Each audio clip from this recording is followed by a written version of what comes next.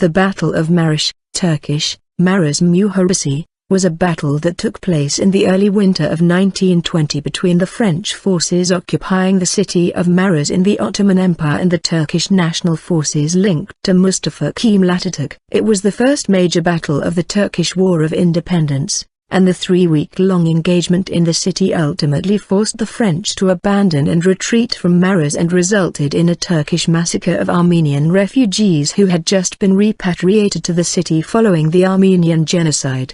The controversial retreat, along with the massacre that took place under French watch, was subsequently dubbed the Marash Affair after the surrender of the Ottoman Empire to the Allies in October 1918. The city of Maraş had come under the joint occupation of the British and French armies, the latter largely composed of Armenians from the French Armenian Legion.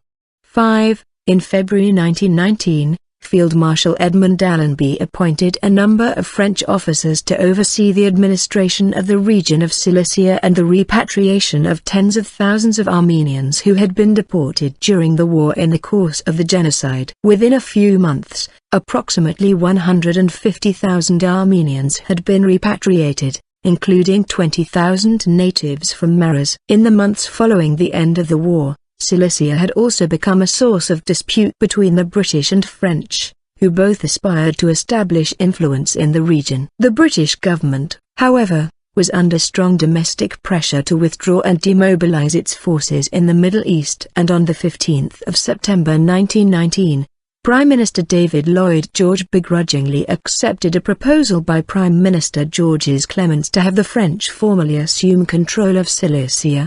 The transfer of command took place on 4 November, but Field Marshal Ferdinand Fox promised to reinforce the existent forces in the area with at least 32 infantry battalions, 20 cavalry squadrons and 14 artillery batteries went unfulfilled. The French units were thus deprived of armored cars and air support and lacked automatic weapons, heavy artillery and even wireless transmitters and carrier pigeons. The Anglo-French rivalry had led to the coalescence and strengthening of the Turkish national movement under the leadership of Mustafa Kemal Pasha. Kemal had denounced the Allied occupation of Cilicia in November 1919, and the forces loyal to him were tenaciously preparing to launch a major insurrection against the thinly spread French units garrisoned in Maraş and Urfa. Experienced officers, including the Kurdish captain Ali Kls, were sent by Mustafa Kemal to organize the tribal units and irregular fighters, bands in the region. The Turkish forces in Maraş numbered 2,500. Some of them were armed with old hunting rifles and others with melee weapons. Before the battle,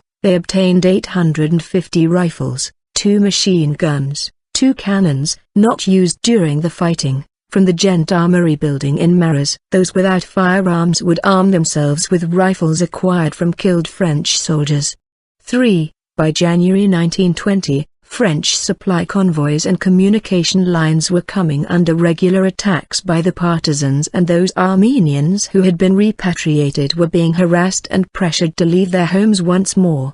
9. The French attempted to mollify the minority Muslim elements, Circassians, Alevis, Kurds, in Maraş by creating gendarmerie units, but this only emboldened the Turkish nationalists to hoist the Turkish flag over Maraş's abandoned citadel and to intimidate those Muslims who cooperated with the French.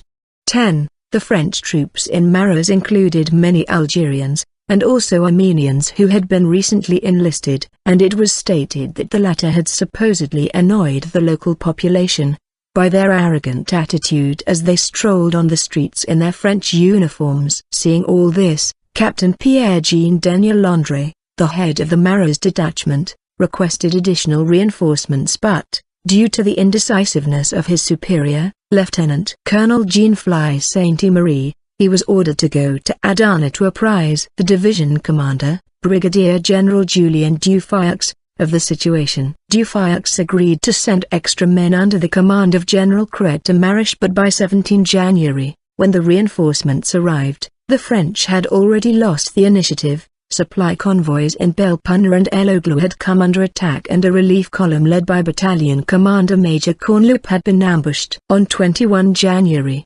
General Kret summoned the Muslim notables of Maraş to his headquarters located at a barracks in the north of the city and presented them with evidence pointing to their complicity in the attacks and demanded that they put an end to the hostilities. As the leaders departed, Turkish police chief Arslan Togs drew out his pistol and fired 5 rounds into the air, signaling the beginning of the uprising. Active stage. The first French units to come under attack were those officers accompanying the local gendarmerie or standing guard. The contingents of the French garrison at Maraş, numbering only 2,000 men, was separated from one another in the citywide siege. Direct communications did not exist between Maraş and division headquarters, and General Dufaux was only informed of the insurrection on 31 January. After several Armenians from the French Armenian Legion managed to disguise themselves as Muslims and cross the battle lines, he immediately appointed Lieutenant Colonel Robert Norman to lead a relief expedition, composed of 3 infantry battalions and half a squadron of cavalry,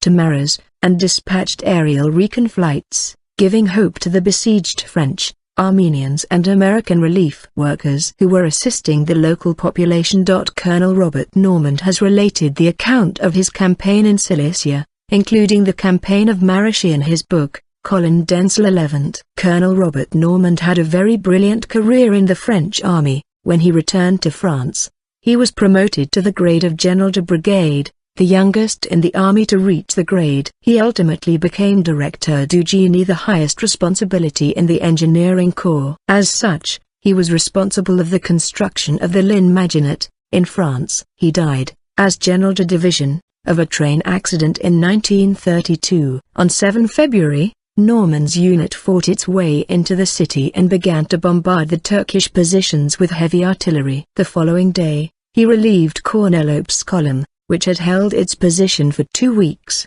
and broke through to reach General Kret's headquarters. To Kret's astonishment, Norman told that he had come with orders from General Dufaux to begin the full evacuation of the French garrison of Maraş, followed by the Christian and loyal Muslim population. Kret was reluctant to carry out such a command, but Norman claimed that no more reinforcements or supplies would be sent. With this in mind, Kret agreed to the evacuation. The order to evacuate ironically came at precisely the same moment that the Turkish nationalists were seeking a ceasefire. No sooner had General Kret begun negotiations with the Turkish representative, Dr. Mustafa, when he was told by Norman to prepare to evacuate. By 3 o'clock in the morning of 11 February, Kret had destroyed the remaining ammunition dumps and was preparing to slip out under the cover of darkness, in order to prevent the terrified Armenian population from hindering his troops' withdrawal. They were, however, unable to do so, and 4,000 to 5,000 Armenians managed to flee with the French troops in a 3-day,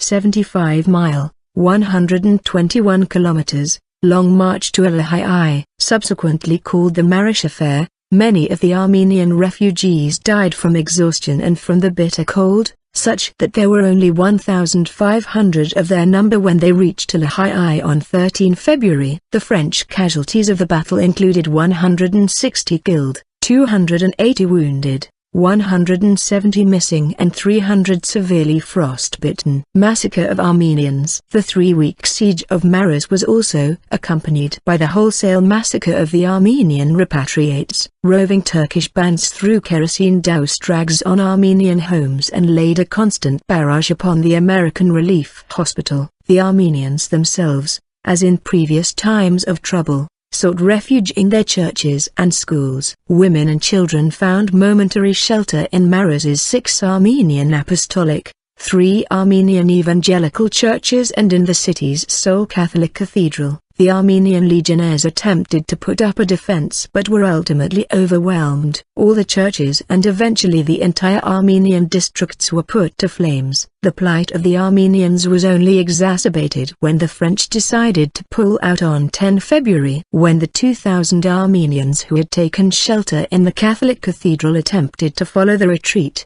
they were cut down by Turkish rifle and machine gun fire. Early reports put the number of Armenian dead at no less than 16,000, although this was later revised down to 5,000 to 12,000. which were considered far more likely figures. Aftermath. Though news of the siege of the French army and the massacre of the Armenians reached Allied and American representatives in Europe, the French High Command did not publicly indicate that anything serious had taken place. Internally, however, they were astonished by this move launched by the Turkish nationalists. The battle and the massacre were discussed fervently in the European and American press, as well as the British Parliament. Colonel Norman's role in ordering the evacuation, in particular, stirred controversy as members of General Dufayex's staff maintained that no evacuation order had ever been given. Dufayex, however, was inexplicably told by senior commander and general of the Army of the Levant Henri Gouraud that he should let the matter drop. French Colonel Edouard Briand,